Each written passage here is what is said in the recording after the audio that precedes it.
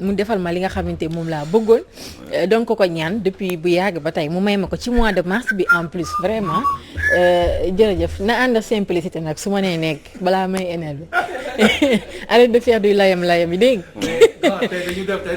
mais kan la leen di ndurool nii bon tu ressembles le préfet de Dakar. Le préfet. Oui. Préfet. Le préfet. ah da ngeen di nuroo. Fatou waroon wax loolu de. am ngeen tere de. vraiment waroo wax loolu quoi. man monsieur le préfet Sow. mérité wu ma nga may tëkkaleeg préfet Dakar. Charles boo ma génneeloo montage lambar bi dina ma neex trop. da ngay nuroo préfet. parce que damay nuroo préfet dëgg-dëgg. da ngeen am tere yooyu ñaar. non mënul nekk. surtout ni muy doxee sax même démarche bi da ngeen ko nuroo. surtout booy wuyu téléphone nii. dëgg-dëgg. heureusement ba solo service bu zone. déstabiliser ni instant bi tam yëpp dem na. c'est vrai que. non yaa ngi gën a beau fuuf bu dee na. alors ressemblance daal day am nuyu naa la dégg nga. waroo moom de. kase naa sa moral. kase naa sa moral. kase nga sama moral. non borom ñooralam de jul de ngay am fii surtout ay tëggee siis bi. wallaay doomu mama Ariette maa ngi nii toog. bilaay wallaay. maa ngi nii jekk taxawaay. góoru nenne. góoru nenne. bilaay maa ngi nii di góorgóorlu. di leen sant di leen gërëm. jërëjëf kontaan. waaye ba tey mënuma digérer di supporter kii non waa ji mënuma niroog moom. ressemblance daal am na. mi ngi noonu préfet. waaw kër ressemblance ba ci kanam bu niin. kii mooy préfet. kanam yu niin yi sax dañ ko nuroo. non kanam bu niin d'accord. jox ma loxo. non kanam bu niin man. Charles yàlla nga gudd fan. franchement non booy moom. mais parlons sérieusement. ressemblance est là. voilà non seulement tolloo ngeen. non kii maa ko dàq bët. non dëgg-dëgg maa ko dàq bët. maa ko dàq gémmiñ. nuroo woon ay lex. nuroo wuñu ay lex. may Babacar dafa bëgg a wax ne da ngay nuroo ay lex. non. kii. oui. non kii xale bële lay nuróol nu mu tudd booy bi fi ñëwoon booy ñuxit lay. ñuxit lay nuróol. voilà merci Aliou. kii booy ñuxit lay nuróol merci Aliou. xam ngeen ni nuróol. yow nag xam nga nuróol. waaw dégg nga bàyyi kii ak kii ak gémmiñ gi muy ne ngay wax loo pëne ak non kii ba pare kii moo la gën a yaal. moom gën a yaal gémmiñ. le constat est là le constat est fait. ressemblance nga nii. waaw ay waay ndeke seex feeñ na yow. nuroo woon jumeau da ngay am fii. non nuroo wuñ gémmiñ. non bi la suñu tool nuroo wuñ gémmiñ. xool gémmiñ gi nuroo wuñ ko laa mais tu acceptes le niinaay. non niinaay moom d'accord na mais niinaay mooy sama yar day. tey xarit dina niinaayu quoi xarit dina niinaayu tey. léegi nañ actualité balaa ñuy commencé di ma clash naa ma dangaa jël taawu Aliou Sow te xam nga ne dama bëgg Aliou Sow yeewu ma réparé li ma kii woon ndax préfet gi nga mën rool moom yéen mi ngi doon comme chaque matin Lune boo bu ñëwee rek ñu daal di indi humeur sur ce plateau ñu loolu la ñuy ubbee rek li nga xamante moo di actualité yi ak Walf Quotidien ñu permettre Pathé Mbégue mu soufflé waatu ndax dafa reetaan bay bëgg dee ayca Boubacar Boris Diop écrivain alors moom nee na pour 2024 Macky s'est mis hors course tout seul. hors course moo gars li mu wax rëy na de. ci olof nan lañ ko doon waxee pour Sénégal yi ñu déglu. moom génne na boppam ci rang bi ci course bi moom génne na boppam ci course bi. parce que Macky Sall moom moo waxoon en 2016 nee na man maa ngi ci sama premier mandat. constitution 2001 bi nee na kenn amul droit am deuxième mandat dinañ ko gën a verrouiller. ci référendum bi léegi dama leen di ñaan après 2019 bu ma yàlla mayee beneen mandat boobu mooy doon sama deuxième et dernier mandat définitivement waaw xanaa wax day fin. jeexul. Macky Sall moo ko wax. kooku lan nga ko mën a tegalaat tey jii nii mu dellu si waat taxaw ci sénégalais yi nan leen man kat dama war a nekkaat candidat parce que bu njëkk ba bokk ci. ana Ismaïla Madior Fall moment boobu ana ñoom Seydou Gueye. ñi nga xam ne leeraloon nañ mbir mi nee nañu Macky Sall bu amee en 2019 un deuxième mandat ça sera définitif puisque boobu moo doon ñaareelam te constitution nee na ku am ñaari mandat nit bu dul dëmm doo nooxoo doo jinne doo lenn doo am nekkul ci planète Mars Sénégal la ñu nekk planète Terre boo defee ñaari mandat ci dëkk gox bu ñuy wax Sénégal ci àdduna bi constitution bi nee na waratoo nekkaat beneen candidat pour une troisième fois. nul nul boobu je crois que nit la mooy képp bépp doomu aadama ba pare ndey mbili ji ñëw firndelaat ko leeralaat ko wax sénégalais ne dama bëgg a wax gi jeex bi mu koy wax sax daf ko wax mel ni ku xaw a énervé. vaar da fi nekk mu ne moom wax gi dañ ko waratul sax di waxtaane parce que leer na nañ keneen ki ñëw ki ko bindaloon mbir yi feelu ko moom Ismaïla Madior ne leer na nañ wax boobu sax bu leen ko waxati.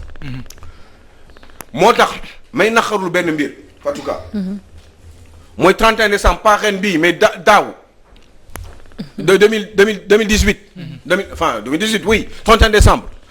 journaliste bi taxawoon naan Macky Sall lan nga xalaat ci constitution bi par rapport ak yow sa mandat yi est-ce que da ngay nekkaat candidat ba Macky Sall di ko tontu naan ko du ma wax waaw du ma wax déet journaliste boobu loolu mu def noonu waru ko woon def parce que en réalité c'est une brèche qu'on a ouverte pour le président de la République pour permettre ko mu mettre en doute sénégalais yi par rapport ak loo xam ne moom ci boppam leeraloon na ko ca njëlbeen balaa dara di xew balaa moom sax muy am un deuxième mandat kon leer na nañ Macky Sall n'a pas droit à un troisième mandat de toute façon évidemment Boris monsieur Diop leeral na ko nañ nee na te loolu la sénégalais yépp di wax taane xam ko mu nekk ci seen bopp waxuñu waxu constitution nekk ñu fi di lecture constitution c'est terminé ça affaire u nit la moom ci boppam moo war a delluwaat ne man kat lii duma ko sax werante ay nii wi nii noog yooyu yépp jarul machin sama gars yi du ñu liggéey ak dinañ liggéey dañuy perturber sama équilibre gouvernemental ak sama yoon bi ma bëgg jëm ak liggéey bi ma leen jox duñ ko liggéey vous êtes le président de la République ñëpp xam nañ ni amuloo droit ñi nga nekkal xam nañ ni amoo droit am troisième mandat même ñi la ko waxul parce que bëgguñu nga dàq leen donc je pense que ni Boris vous avez raison monsieur Diop et que Macky Sall n'a naturellement point le droit de se présenter pour une troisième candidature li mu war a def kay mooy se concentrer sur li nga xam ne moom moo xew ci réew mi difficulté yi nga xam ne moom la Sénégalais yi di dund chômage bi il dit qu'il a compris eh bien c'est tant mieux qu'il ait compris waaye boo comprendre du jël ay weccat di ko sànni doomu Sénégalais yi da ngay jéem a dugg imprégné wu ci biir Sénégalais yi xam nañu dans la peau du Sénégalais lambda il faut nga dugg ci biiram ci yaramam nga ne Sénégalais bi lan lay xalaat lan la bëgg bu fekkee ne da nga ko sànni ay weccat sur 3 ans pour 300 milliards moi je trouve que c'est pas grand-chose si j'étais à votre place dinaa jël le tiers du budget de ce pays pour cette année tiers bi budget bi lay xaaj ñett wàññi train de vie de l'État wàññi alal bi wàññi possible yenn facilités yi wàññi voyage yi concentré aussi avant la fin de l'année 2021 jël genn wàll tiers budget bi bu dee 4000 milliards la ma jël plus de 1500 milliards dugal ko ci mbay mi dugal ko ci service yi dugal ko ci élevage bi dugal ko ci réew mi di bay noor di bay nawet développer dëkk bi maîtriser les importations lépp li nga xam ne muy dugub bi muy yooyu nu ñu tudd xaw ma le blé là muy mboq mi yooyu yëpp kenn dootu ko comment dire kenn dootu ko jënd ci bitim réew yooyu yëpp ñu def ko ci biir parce que je vous rappelle une chose au cas où vous ne le sauriez plus parce que c'est vrai que la charge présidentielle est très difficile mais au Sénégal monsieur le président vous avez 1600 heures de soleil naaj junni juróom benn téeméer waxtu naaj ngeen am fii ci réew mi maanaam bu weesoo loolu am nga juróomi dex yoo xam ne mi ngi ci réew mi yoo xam ne il suffit juste que nga gas wala nga jël def des cultures d'irrigation Sénégal bi yëpp nga def ko ndox drainer ko par ndox dex bi ngay jël muy tasaare ndox mi ci suuf si nga xam ne kenn dëkku fa ndax ñëpp dañu concentré wu ci ay benn béréb tas ko boo ko tasee noonu jël alal jël ay matériaux dugal ci adduna bi ñu ngi fi indien yi ay matériel la ñu am da ngay gas rek ndox bi fu nekk nga koy yóbbu déplacé ci Sénégal mais loolu il faut de l'argent c'est vrai mais xaalis boobu dafa am foo koy jëlee kenn du ko wécc ci garab au lieu ñu koy jël di ko jox ceux qui sont dans le pouvoir wala di jox ay avantages ay auto 80 millions ay auto 90 millions xaalis boobu yëpp bu ma ko dajalee dootul doon 300 milliards yi nga bëgg a jox jeunes yi xam nga ñaata lay doon plus de 1500 milliards et c'est possible amaana nag xëy na xajul fii pour ñu waxtaan ci mais 1500 milliards boo ko jëloon fii ak fin d'année monsieur le président de la République di nga lijjanti lu bari ceeb kenn dootu ko jéggaane mboq kenn dootu ko jéggaane ay toni mboq ñoo ñëw bitim réew te ñun dañ mburu bi ngeen di gis ni wallaay ndeysaan mais yow waa bitim réew ñoo ñuy defal ay mboq di ñu ko yónnee ñu koy jënd dafa am ñoo xam ne ñoo fi nekk ci Sénégal ay milliardaires ñoom ñooy dem di commander affaire bi buñ ñëwee ñu jaay ko lijjanti ak douane bi jàll et bien ils sont milliardaires comme ça ils croisent les bras ñooñu lu ci bari nag ñoom ñooy bëgg Auchan mu dem. D'accord. Auchan bi nga xam ne day liggéeyal ay doomu Sénégal ñooñu noonu ay juróomi nit la ñuy doon seen jabar seen doom ak seen ñetti jarbaat ak xëy na seen ñaari doom yu ñu jur. ñooñu ñooy nekk milliardaire ci réew mi tabaxuñu usine tabaxuñu société liggéeyloowuñu ay sénégalais fay ñu ay impôts. wala boog du ay impôts yu doy. par contre lépp lu ñu war a jënd bitim réew ñu waroon ko defar fii suñu réew am espace bi nee naa leen am nañu espace bi leen di wax 1600 heures de soleil par mois par an mooy naaj dafay indi courant. te courant bu fekkee ne am nañu courant bu doy dinañu mën a am ay machines yoo xam ne dina gas nappe phréatique bi suuf si am na ay béréb yoo xam ne Sénégal fii boo sama loxo bi bu ma gasee tuuti génnee ndox. kon ndox maa ngi fi naaj baa ngi fi. Eh bien matériel bi da ngay dem rek jëndi ko bitim réew tas ko def li nga war a def ay culture maraîchère def ay culture sur comment dire loolu li ma doon wax léegi mboq mi def yi nga xam ne ñun dañ ko soxla nga def mboq bi ba pare defar ay ngooñ parce que même desitu blé beeg desitu gerte bi yooyu yëpp xar yi mën nañ ko lekk nga xam ne même yàpp bi dafay yomb dootul jarati kilo yàpp warul jàll 3000 francs CFA ci Sénégal fii kilo yàpp xar 3000 francs CFA kilo yàpp 1000 francs la waroon jar wala 700 francs fii ci Sénégal ginaar téeméer la waroon jar wala 700 francs benn ginaaru 3 kilos loolu yëpp parce que xam nga lu tax parce que yu bari dañ koy jéggaane bitim réew loolu moo tax donc à mon sens il faut organiser tout ça monsieur le président jëlal 1500 milliards ci 4000 milliards yi nga yor wala 4500 milliards yi nga yor nga dugal ko ci askan wi. wàññi train de vie de l'État. am na yenn secteur yoo xam ne kilo yàpp 4000 la fay jar ah. yaa ngi wax 3000 mais man lu yàggu dara 3800 la ngay jëndee. kilo yàpp mu nekk yoo xamante ni. waaw di bi nga def di bi muy 6000. mu nekk des choses yoo xamante moom la ñu war a régler ah. dans l'immédiat plutôt que de parler ay affaire de troisième deuxième mandat dañu war a wàññi dañu wàññi train de vie de l'État bi rek mais am na ñoo xam ne ils gagnent ay 20 millions par mois fii Sénégal fii waaw si am na ay directeurs généraux yoo xam ne boo boolee seen salaire ak seen avantage yi ñu am yëpp ak seen oto ak seen bon d'essence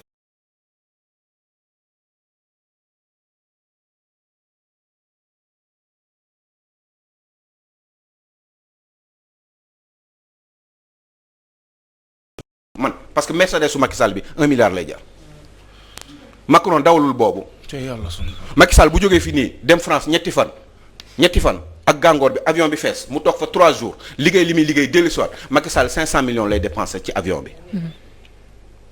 Est-ce que vous m'entendez bu fekkee du dëgg da ngeen ñoo leen toog waxtaan ci ñoo leen ngeen toog. 500 millions. ah bah si moi je vous le dis Macky Sall mu dem 3-4 jours bitim réew ak avion bi fees dell bu demee ba dellu soir lépp 500 millions lay jar ñëw leen ngeen ne ma du dëgg wax leen ma ko gis nga yooyu yëpp la ñuy dindi yooyu yëpp ay niche la yoo xam ne dañu fay jëlee xaalis bi yenn oto yi yenn 4000 litres d'essence 2000 litres d'essence ñi nga xam ne ay 50 millions lañ leen di jox bon kii loolu fonds politique par weer yoo xam ne lu leen neex lañ si def loolu yëpp dama koy jeexal ñun ñëppay def sacrifice Sénégal yi ñuy def sacrifice ñun ñëppay def sacrifice ñun waaye il est inquiétant que Sénégal lay lambda doomu Sénégal yi nekk ci suuf le Sénégal d'en bas ñu def ay sacrifice ñooñu duñ ko def pourquoi mais est-ce que un ministre de la République a le droit muy am le même niveau de vie wala muy ëppale ni pouvoir d'achat qu'un ministre français wala un ministre suédois est-ce que c'est normal mais demal nga xool ministre européen yi oto yi ñuy dawal demal nga xool seen salaire lu dépenser 10 000 euros demal nga xool ko Emmanuel Macron tey 25 000 euros lay gagner par weer compte leen ma 25 000 euros matul 13 millions de francs CFA dégg ngeen wax gi mais ñun suñu président xamuñu ñaata lay gagner on sait juste que il a 8 milliards à 10 milliards yoo xam ne lu ko neex la ci def ci at bi te amul justificatif. Vous pensez que c'est normal dans un pays comme ça yéen yaa ngeen di imaginer Macron téye fonds politique en France mooy président France 65 millions d'habitants France presque 4/5e puissance économique du monde mais ngeen yaakaar ni Macron moom moo téye fonds politique yi déedéet Macron téyewul fonds politique en France Macron day soxla ñu dem jox ko c'est le premier ministre qui tient les fonds politiques parce que lui il est responsable devant le Parlement et quand on est responsable devant le Parlement on est contrôlé par le Parlement li nga fi lim ni yëpp Aliou Sow bokk na ci li nga xamante ni moo révolté woon xale yi ba ñu daal di génn te loolu ba tey nag mi ngi am suite parce que moo nekk à la une de Source A saccage des locaux de RFM Mbacké d'une station de service Total et de l'agence Sonatel de Touba 9 casseurs placés. Mais oui. Parce que au début ils étaient au nombre de 28 mais ñi nga xamante ñoo ci mineurs yi ak élèves yi ñoom dañ leen libéré mais ñi nga xamante ñoom ñoo dépassé âge mineur nekk ay majeur ñoom instant bi placé nañ leen sous mandat de dépôt. xam kooku kan laa koy xalaatal. mooy ki ñu laaj keroog ci télé bi ne ko sëñ bi yow la nga xalaat ci grève bi mu ne moom daf ci maar quoi parce que mënul sax dem def ay courses pour doomam ci Auchan bi yaay dof égoïste yow doo nit loolu la tontu nee na moom dafa maar ci casseurs yi dëkk bi du dëkk droit mënul sax dem moom nee na mënul sax dem ci Auchan bi pour def ay courses pour ay doomam mais am na ñoo xam ne jegewuñu mënu xalaatuñu sax jege Auchan. wallaay ndeysaan. dégg nga wax gi. xalaatuñu sax jege Auchan. yow foofu nga toll ci xalaat. moo tax dama dégg benn journaliste wax ko ndeysaan mu ne il faut ñu bàyyi xel ci ne am na ñuy dëkk ci gox yi ndeysaan Auchan romb xool ko rek lañ ci am. amuñu. def Moustapha la merci beaucoup Moustapha très bien merci Pathé. mu ne am na ñoo xamante nii xoolal dugg ci Auchan bi luxe la. ci ñoom mais. imagine woon ci seen dund sax ne est-ce que dinañ am 100 francs wala téeméer bu ñu mën a dugge biir Auchan. may benn vidéo xam nga xale bi lu mu wax Alioune. mu ne meew mii de mënul naa dund ba dee te du ma ko ñam te du ma ko mëq. ci Auchan bi la ñooñu fàttu ko ñooy kase yi ngay wax nii ñi ngay tudd nii ñooñu la ñuy. ndeysaan ñooñu dañ leen xiifal ba pare. ndeysaan vous savez y a ce qu'on xam nu ñu koy waxee en wolof y a ce qu'on appelle en politique une stratégie d'asservissement des populations maanaam population yi da nga leen di nësaxal ba duñ tàll ci dara da nga leen di c'est comme esclave bi ni ñu ko daan def ni ko patron bi daan def en réalité bii dafa gën a xaw a civilisé tuuti rek et puis c'est beaucoup moins direct c'est indirect en réalité mais c'est l'État qui le fait population bi da nga leen di appauvrir ba nga xam ne sax seen xel du dem noonu. du liggéey quoi du liggéey ñoom gisuñu dara ki dugg ci kii bi kii Auchan bi xam nga la muy njëkk a gisul am na ay produits yoo xam ne moo gën a cher li ñu lekk foofu ñoom. mais fàllewuñu ko ñoom lekk bi rek la ñu gis. mais Aliou Sow loolu est-ce une raison ñuy dem di piller ay yëfi jàmm sachant que yow tout à l'heure tu nous parlais de li nga xamante moo di taux de chômage bi ñoom ci li ñu def nii yóbbuwaale nañ seen ay mbokk sénégalais li nga xamante moo di chômage parce que la preuve man du lu may créer man loo xamante man maa ko gis la ci total bi nga xamante mi ngi nekk fii nii ci autoroute à péage bi nga xam ne dañ ko amul dara loo xamante bàyyi nañ ko fa toj nañ ko yóbbu li nga xamante ne moo fa nekkoon man am naa ci sama benn nit boo xamante ni fa la doon liggéeyee démb maa ngi ko fekk mu toog di naan café si bopp koñ bi ma laaj ko yow liggéey woo mu ne ma non instant bi maa ngi chômage pour 6 mois ba ñu defaraat affaire yi mu revenir à la normale. mais est-ce que kii def li xam na li ngay wax ni yow. mais bala mu koy def Aliou Sow mu réfléchir. mais nan la mën a réfléchir xanaa déggoo ma ne la xanaa stratégie d'asservissement des populations sa xel mën nañ ko yeew du buum moo koy yeew am na ñu xalaat léegi mais ki ma lay wax noonu sànq exemple bi ne la dafa taxaw ci exemple nee na Y'en a marre parce que moom joxul amul lu mu jëndalee mënul jënd course moom am na lu mu yor na quoi nee na moom mënul jënd course moom moo parce que mënul sax dugg ci Auchan bi amatul fu mu jëndee course pour ay doomam mën a lekk moom nee na moom parce que moom ci Auchan bi la tàmm dem kooku foofu la toll ci xalaat kooku xalaatul ne ñii dañuy xiif waaye kii def lii aussi di xiif am ay problème chaque jour di am sax problème pour am un petit café pour naan ko waa kër mi gis na situation bi ñuy dund promiscuité bi ñuy dund mais kii est-ce que xam nga li muy xalaat yow Fatou kii yoonam nekkul ci dara kii xam nga lan la gis mooy dëkk bi tar na dëkk bi metti na sonn nañu affaire dafa tar génn rek lañ bëgg fu ñuy jaar wax ñu yoon quoi parce que sonn nañu xoolal maa ngi nii coop sax awuma ko maa ngi ni xoolal benn café sax maire baa ngi ni toog quoi mi ngi jaay marché dem na ñëwaat bu ñëwee ñu jéem xool nañuy def mais kooku noonu yow kooku méngale ko teg ko ci taabal nga teg taabal ki ma la wax noonu jàkkaarloog moom nekk Auchan nga jàkkaarloo leen duñ bokk xalaat duñu juboo effectivement duñu juboo mais ma jël beneen exemple par exemple ci yow Aliou Sow def nañ ci yow yar boo xamante nii boo doon xiif ba toll ci yenn moment yi du tax nga dem di jël li nga xamante moo di alalu jàmbur du tax ngay dem di pied yow tel que je te connais jamono jii nii rek yow di nga xëy tey jii nii amoo essence loo jëndee essence pour sa oto du tax ngay dem di def yëf ñàkk fayda ci mbedd mi pour subvenir à yow tes besoins am déet. mais Fatou yow yaa ngi wax nit boo xam ne dafa am chance. ci àdduna pas parce que il est meilleur que tout le monde.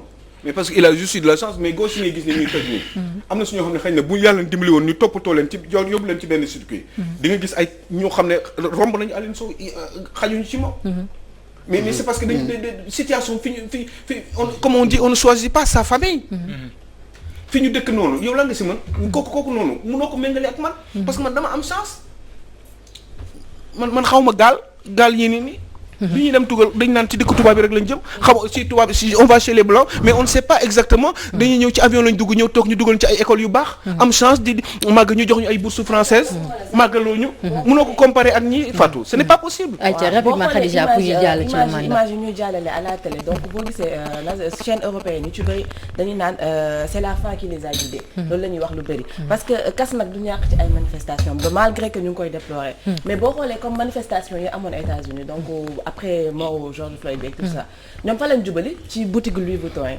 ci boutique yi chères yi ñoom ay yére yooyu moo leen intéressé woon en fait parce que lekk xiifuñu quoi ñoom xiifuñu donc fii boo gisee à l'image internationale bi ñu la wanee comme boo seetaanee yenn chaînes internationales yi lañ la wan le Sénégal a faim. C'est la fin qui les a guidés. Gis nga affirmation boobu c'est la fin qui les a guidés.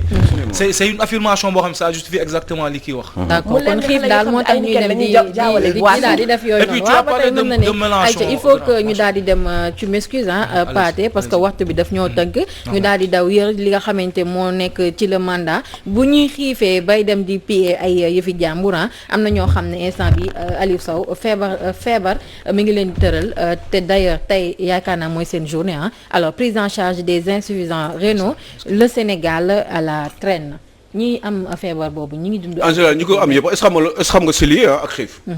parce que des fois lekk bu bon. moo lay yóbbu ci insuffisance rénale. parce que lekk diwlin bu bari la tension bu bari. lekk ay lekk yu suukare. lekk dem ba sa rein yi dootuñu mën a si liggéey. lekk yu bon yi ñuy lekk ni lu ci bari mooy indi affaire bi. en général. donc forcément on peut pas dire que ni mbir mi amul liaison. C'est vrai que c'est le 11 aujourd'hui. journée mondiale wu ñi nga xam ne dañ leen di dialyser. mais tey jii nii képp ku ñu déggoon fii léegi nii am nga Covid ñu yóbbu la daar ku woote léegi ñu jël la yóbbu la dem faj la ba nga wér. pourtant ku am diabète wala ku ñu war a dialyser dañ lay seetaan ba nga dee. oui ils n'ont pas les moyens. bàyyi leen ci xel journée 11 bi dialysés yi 20 000 dialysés chroniques kit bi xam nga ñaata lay jar pratiquement 50 à 60 000 francs CFA selon béréb bi nga féete entre 46 000 ak 56 000 disons allez je suis gentil moins de 60 000 kit bi pour chaque semaine nga dialyser benn yoon parce que dialyse bi il faut nga def ko 3 fois pour mën a normal donc il te faut à peu près 150 000 par semaine pour nga dialyser pour nga mën a normal ñuy raxas sa deret boo amul xaalis da ngay dee. te foofu dootul affaire comme ni ñuy amee prise en charge de Covid 19 bi de. xam nga tey jii ni ku am Covid ñu yóbbu la prise en charge. faj la ba nga wér gratuitement mais ku am dialyse kenn du la faj ba nga wér gratuitement dañ lay bàyyi nga dee parce que c'est la maladie du pauvre parce que c'est la maladie de celui qui n'a pas les moyens en général dialyse Sénégal dafa waroon gratuit. 20 000 personnes war nañ leen maximum war nañ leen mën a dialyser gratuitement dans ce pays-là waaye boo ko amul da ngay dee chaque jour il faut que nga joxe à peu près 40 à 50 000 francs CFA par jour te boo ko il faut nga def ko ñetti yoon ci semaine bi pour mën a faju pour mën a à peu près normal ñu raxasal la sa deret parce que rein yi mënatul raxas yàqu na waaw loolu. boo amul xaalis kenn du la ko defal état bi du la prise en charge. non am na ñu am prise en charge Aliou Sow ñoo xamante ni des fois ñi ngi def li nga xamante moo di seen i ay dialyse te du ñu génnee somme boobu noonu. oh c'est un petit millier de personnes. ah mais n'empêche que. non mais waaw mais amal tey fii 100 000 personnes yoo xam ne dañu atteinte de Covid 19. dinañ leen faj par force. 100 000 là 100 000. Il y a 20 000 dialysés chroniques maximum au Sénégal. tey amal mënuñu leen faj de. d'accord 1000 nga ma wax. ok man quand c'est petit là comme ça j'en parle pas. léegi tey Fatou indil naa la 100 000 personnes yu am Covid 19. Sénégal dina leen faj par force. pourquoi laajte woo loolu yow Fatou. non lu tax duñu leen faj 100 000 personnes am tey jii nii Covid 19 feebar bi. dina leen faj képp ku am Covid 19 boo ko déclaré ci numéro téléphone bi ñu lay woote boo demee ñu faj la. téye la prise en charge toppatoo la ba nga wér ñu suivre la bàyyi la nga doog a dem sa kër dañuy toppatoo waale sax say waakar yi nga xam ne xëy na am nañu yaakaar ni xëy na mën na leen dal. est-ce que du parce que c'est moins grave que beneen maladie bi parce que Covid-19 amaana neex na traité donc donte am nañu siy ñàkk li nga xamante moo di seen bakken mais bu ñu jëlee par exemple insuffisance rénale c'est beaucoup plus compliqué parce que am na ñoo xam ne tey Aliou Sow transplantation de rein lañ leen war a defal loolu rek am na ñoo xam ne mën naa ne ñu ngi ci couloir de la mort di xaar ñu def leen li nga xamante moo di transplantation. waaye en attendant parce que transplantation bi il faut que ñu xool koo xam ne yaa leen en général da ngeen di bokk famille da ngeen di compatible rein bi il faut mu nangu te mun ngeen compatible sax nga defal ko mu rejeté ko man gis naa koo xam ne def na ko mais li am solo xam nga mooy lan mooy en attendant que nga nekk ci couloir de la mort comme tu dis mais en attendant mais au moins ñu lay faj ngay dund di nekk ak sa njaboot di am un bonheur mais pourquoi duñu la faj gratuitement ça serait une bonne chose en tout cas c'est bien d'en parler si li nga xamante moo di maladie bi ndax ñi ko am fii bëri na jërëjëf Lune Bo na la yàlla sàmm et on te retrouve inchallah lundi j'espère que j'ai bien travaillé inchallah comme d'habitude Aïcha ñu daal di ñëw jël suñu rubrique trucs et astuces Machallah